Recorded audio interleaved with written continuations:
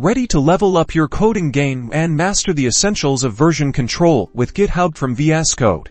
First things first, make sure you have VS Code installed and a GitHub account ready to go. If you have not already, see the source control icon on the left-hand side is your gateway to pushing code, and let's be honest, if you are starting out with version control, VS Code is the place to begin. Next, initialize your project as a Git repository in VS Code. Open your project folder, go to source control, and click Initialize Repository. This tells Git, hey, start tracking the changes in this folder. Now, here comes the fun part: staging and committing your changes.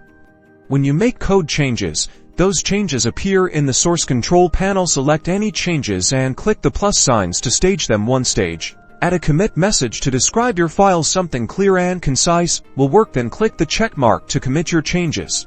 Before you can get the code on GitHub, you need to link your local repository to a GitHub repository. You may be required to sign in with your GitHub credentials, also in the terminal, which may be open at the bottom of your VS Code screen. Run the command to authenticate with GitHub and link up your code repo. Finally, it's time to push your code to GitHub.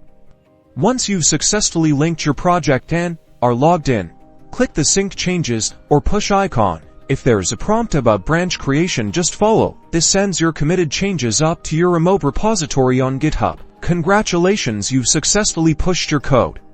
Now your team will also be able to track and manage changes effectively. And it also ensures that your project is under version control. Happy coding!